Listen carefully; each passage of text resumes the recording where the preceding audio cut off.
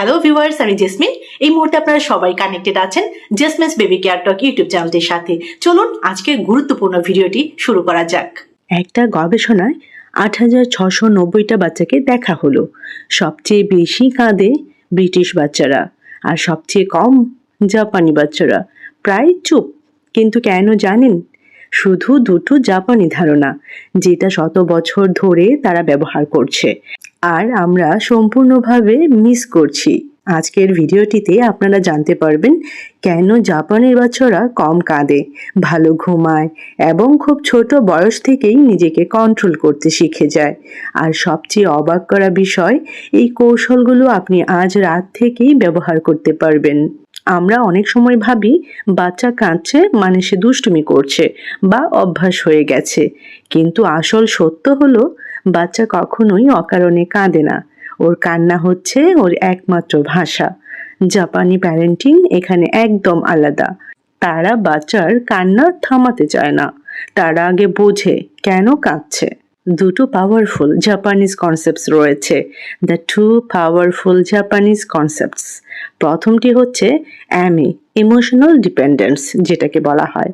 অ্যামি মানে হলো বাচ্চার মায়ের উপর নির্ভর করার স্বাভাবিক ইচ্ছা। জাপানি মায়েরা এটা বন্ধ করে না, বরং এটাকে এনকারেজ করে। ফলাফল কি হয় জানেন?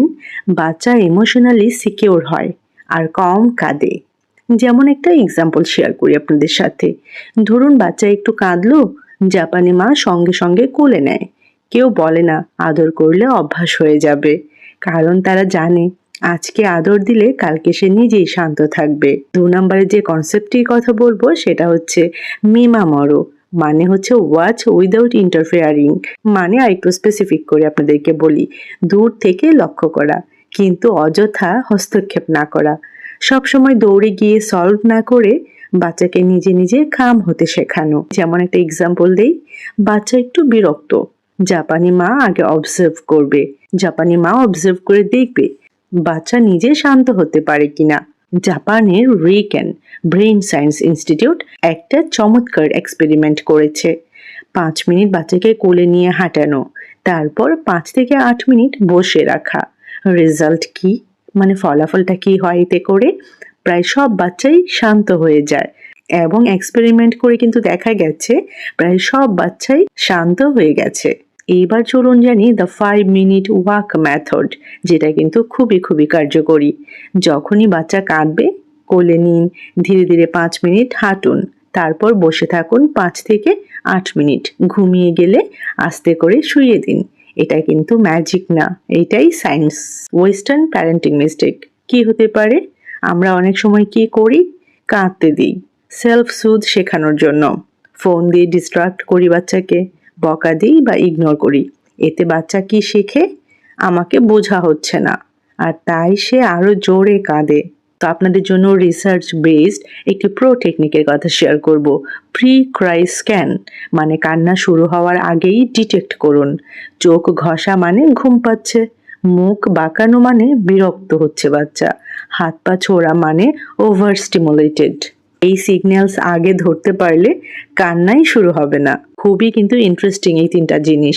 অবশ্যই অবশ্যই আপনারা কাগজ কলমে টুকে রাখবেন। মনে রাখবেন না, আপনার বাচ্চা আপনাকে বিরক্ত করতে কাঁদে না, সে আপনাকে কিছু বলতে চায়। জাপানি প্যারেন্টিং আমাদের শেখায় কন্ট্রোল না, কানেকশন। আর যখন কানেকশন স্ট্রং হয়, কান্না নিজে থেকেই কমে যায়। আজকের ভিডিওটা যদি আপনার কাজে লাগে অবশ্যই আমাকে কমেন্ট সেকশনে জানাবেন, কারণ একজন সচেতন প্যারেন্টই পারে একটা বাচ্চার পুরো ভবিষ্যৎ বদলে দিতে। সংক্ষেপে চলুন জানি বাচ্চার কান্না বন্ধ করার 10টি কার্যকরী উপায়, গবেষণা ভিত্তিক। প্রথম উপায়টি হচ্ছে কোলে নিন, ইমিডিয়েট কমফোর্ট। বাচ্চা কান্না করলে দ্রুত কোলে নিন, এতে করে তার নিরাপত্তা অনুভূতি বাড়ে এবং কান্না দ্রুত কমে। 2 নম্বর উপায়টি হচ্ছে 5 মিনিট হাঁটার টেকনিক। কোলে নিয়ে 5 মিনিট ধীরে হাঁটুন, তারপর বসে থাকুন। এতে বাচ্চা দ্রুত শান্ত হয়, এটা কিন্তু গবেষণায় প্রমাণিত। 3 নম্বর উপায়টি হচ্ছে ক্ষুধা চেক করুন। অনেক সময় কান্নার প্রধান কারণই ক্ষুধা। ফিডিং টাইম ঠিক আছে কিনা খেয়াল করুন। 4 নম্বর উপায়টি হচ্ছে ডাইপার বা অস্বস্তি দেখুন। ভেজা ডাইপার, গরম নাকি ঠান্ডা, কি ফিল হচ্ছে বাচ্চার সেটা বোঝার চেষ্টা করুন। কাপড়ের অস্বস্তি কিনা, এসব ছোট কারণেও বাচ্চা কাঁদে। 5 নম্বর উপায়টি হচ্ছে হালকা দোলানো, জেন্টেল রকিং। মায়ের গর্ভের মতো হালকা দোলানো বাচ্চাকে দ্রুত কাম করে। 6 নম্বর উপায়টি হচ্ছে সাদা শব্দ, হোয়াইট নয়েজ। ফ্যানের শব্দ, হালকা শু শু সাউন্ড, এগুলো বাচ্চাকে শান্ত করে, কারণ এগুলো ওম্বের মতো লাগে। 7 নম্বর উপায়টি হচ্ছে চোখে চোখ রেখে কথা বলুন, আই কন্ট্যাক্ট। নরম কণ্ঠে কথা বলা বা গান গাওয়া বাচ্চার ইমোশনাল কানেকশন বাড়ায়। 8 নম্বর উপায়টি হচ্ছে ওভার স্টিমুলেশন কমন। বেশি আলো, শব্দ, মানুষ এসব বাচ্চাকে বিরক্ত করে, শান্ত পরিবেশে নিন। 9 নম্বর উপায়টি হচ্ছে প্রি ক্রাই সিগন্যালস ধরুন। কান্নার আগেই লক্ষ্য করুন, চোখ ঘষা, হাই তোলা, বিরক্ত মুখ। আগে ধরতে পারলে কান্নাই হবে না। লাস্ট বাট নট লিস্ট 10 নম্বর উপায়টি হচ্ছে নিজে শান্ত থাকুন। আপনি যদি স্ট্রেসড হন, বাচ্চাও সেটা বুঝে ফেলে। কাম প্যারেন্ট, কাম বেবি। তো আবার আমি আপনাদেরকে বলছি, বাচ্চা কিন্তু কান্না করে আপনাকে বিরক্ত করতে না, সে কিছু বলতে চায়।